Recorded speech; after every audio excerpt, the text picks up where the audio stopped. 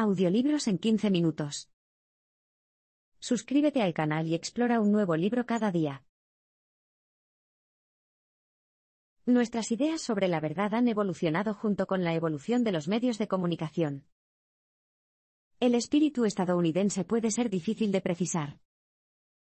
Es fácil hablar de grandes ideas, la igualdad, la democracia, nuestros derechos inalienables, pero, al final del día, esas abstracciones nobles dicen poco sobre la experiencia vivida y cotidiana de los estadounidenses. Una mejor manera de determinar el verdadero ambiente nacional de los Estados Unidos es observar sus principales ciudades. Por ejemplo, a mediados del siglo XIX, Estados Unidos experimentó un auge de la inmigración, y el crisol de la ciudad de Nueva York llegó a encarnar la multiplicidad de la identidad estadounidense. En el siglo XX, Chicago era el centro del comercio estadounidense y representaba el progreso industrial y humano. Hoy en día, el espíritu estadounidense se manifiesta más en Las Vegas, la ciudad del entretenimiento. Entender cómo Estados Unidos llegó hasta aquí es cuestión de entender cómo los nuevos medios de comunicación dan lugar a nuevas formas de contenido. Al principio de la historia de la humanidad, el medio comunicativo más crucial era, por supuesto, el habla, una forma de comunicación exclusivamente verbal que se puede descifrar únicamente por medios auditivos. Más tarde, con la invención del alfabeto, el lenguaje tomó forma física, la palabra escrita congeló el flujo de las expresiones humanas, y transformó el lenguaje en algo que podía estudiarse y analizarse. Por lo tanto, la invención de la escritura dio origen a gramáticos y lógicos, filósofos y físicos, novelistas y neurocientíficos, todas las personas que intentan pensar en el mundo y darle sentido. Ahora, a medida que pasamos de las representaciones tipográficas a las televisadas del mundo, se está produciendo un nuevo cambio. El discurso público ya no se basa en palabras, sino en imágenes. Y este nuevo medio simplemente no puede transmitir adecuadamente contenido serio e intelectual. Esto es preocupante, porque el medio de comunicación dominante de una época determinada siempre define nuestras ideas de verdad y legitimidad. Digamos que te acabas de graduar de un programa de doctorado en la Universidad de Harvard. Esperaría que Harvard le diera un título, ¿verdad? Nuestra cultura sigue siendo una cultura orientada a la impresión, por lo que nadie te va a creer si dices que tienes un doctorado de Harvard. Tienes que presentar una prueba escrita. Sin embargo, a medida que nuestra cultura se vuelve dominada por la televisión, las apariencias, que a menudo engañan, comienzan a tomarse más en serio que las verdades impresas. En consecuencia, nuestras ideas sobre lo que es y lo que no es cierto, y, por lo tanto, la estructura del discurso público, también están cambiando. Los Estados Unidos del siglo XIX estuvieron dominados por el medio impreso. Hoy en día, en Estados Unidos, la Super Bowl atrae más atención colectiva que cualquier otro evento nacional, con aproximadamente 111 millones de personas sintonizándolo, es decir, un tercio de la población estadounidense. Los libros, por el contrario, rara vez venden más de 1 millón de copias. Simplemente no generan el mismo tipo de publicidad. Pero los libros no siempre lo tenían tan mal. En 1776, Thomas Paine publicó Common Sense, un folleto que se imprimió casi 500.000 de veces, y esto en un momento en que la población estadounidense ascendía a unos 2,5 millones. En otras palabras, los estadounidenses del siglo XVIII estaban tan locos por la lectura como los modernos por el fútbol. Por lo tanto, no sorprende que, a principios del siglo XIX, el discurso público en Estados Unidos estuviera dominado por la palabra escrita en forma impresa. Este discurso público comenzó cerca del final del siglo XVIII, cuando el medio emergente de los periódicos permitió a los estadounidenses participar en la conversación nacional. Gran parte de la población sabía leer y escribir, y los periódicos se leían y distribuían ampliamente. La centralidad de la palabra escrita en el discurso público se evidencia aún más por la elocuencia de las figuras políticas de los siglos XVIII y XIX. Por ejemplo, cuando hacían campaña para la presidencia en 1860, Abraham Lincoln y su oponente Stephen A. Douglas pronunciaron discursos que a menudo duraban entre 3 y 7 horas. Eso es hablar mucho, y todo ello tenía un estilo más parecido al lenguaje escrito que al hablado. Emplearon metáforas elaboradas, una ironía sutil y muchas cláusulas dependientes, figuras retóricas que casi nunca se utilizan en la mayoría de los programas de televisión. Además, en los Estados Unidos de los siglos XVIII y XIX, el público en general habría estado familiarizado con los escritos de figuras públicas, no con su imagen. Entre 1789 y 1860, el ciudadano promedio probablemente ni siquiera habría reconocido al presidente si hubiera pasado por allí. Los políticos de la época eran juzgados por sus palabras, por las posiciones que adoptaban y por los argumentos que presentaban. Hoy, en cambio, asociamos a las figuras públicas con un rostro. Y esto es lo que diferencia una cultura centrada en la palabra de una centrada en la imagen. La telegrafía y la fotografía sentaron las bases de la era del mundo del espectáculo. Hasta mediados del siglo XIX, la información solo podía moverse tan rápido como una persona podía viajar, es decir, a la velocidad de un caballo, un automóvil o un tren. La telegrafía cambió las cosas por completo. De repente, la información podía viajar a través de grandes distancias de forma casi instantánea, y esta rapidez sin precedentes revolucionó tanto la comunicación como las ideas sobre lo que justificaba la comunicación. Básicamente, la telegrafía cambió la noción predominante de información. El escritor y filósofo estadounidense Henry David Thoreau comentó una vez con desdén que la conexión telegráfica entre Inglaterra y Estados Unidos conduciría a la comunicación de información trivial.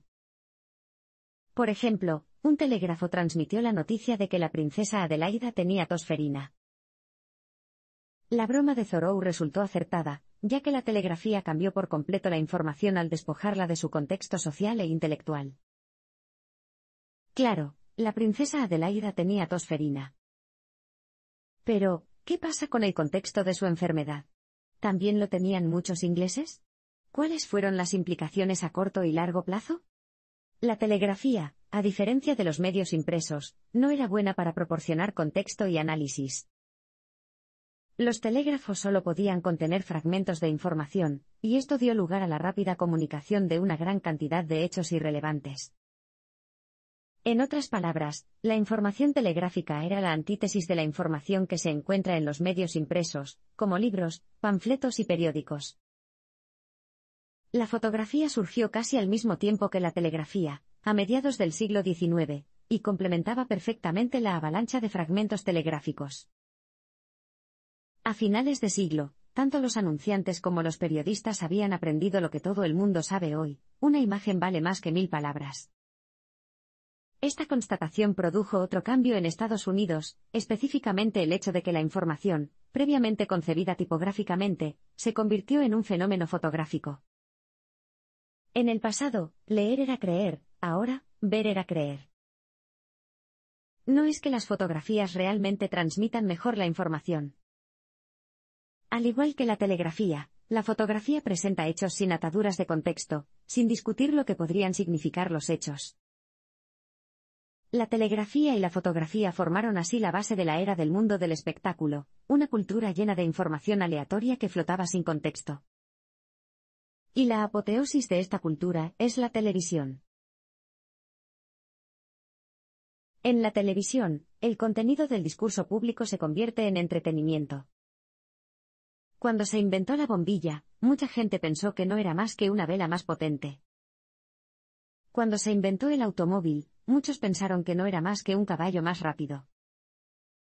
De hecho, se suele pensar que la llegada de cualquier tecnología nueva no es más que una extensión o amplificación de una ya existente. Lo mismo ocurre con la televisión. Mucha gente creía que era algún tipo de amplificación dinámica de la imprenta. Bueno, estas personas estaban muy equivocadas. La televisión continúa la tradición con la que comenzaron la telegrafía y la fotografía. Y, en esta tradición, la televisión no es un escenario para un discurso público serio. Es un medio de entretenimiento. La televisión estadounidense es un espectáculo visual extraordinario, una fuente inagotable de imágenes que se pueden hacer fluir con el toque de un dedo.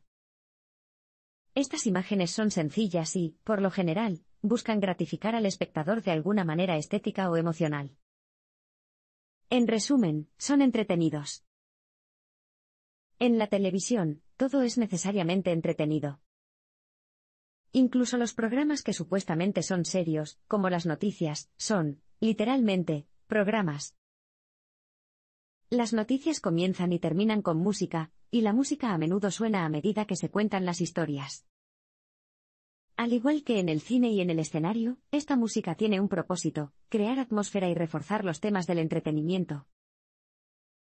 Mientras tanto, los presentadores de noticias informan sobre los asesinatos en masa, y los desastres naturales de la misma manera sosa y entusiasta con la que podrían pronosticar un período de clima templado.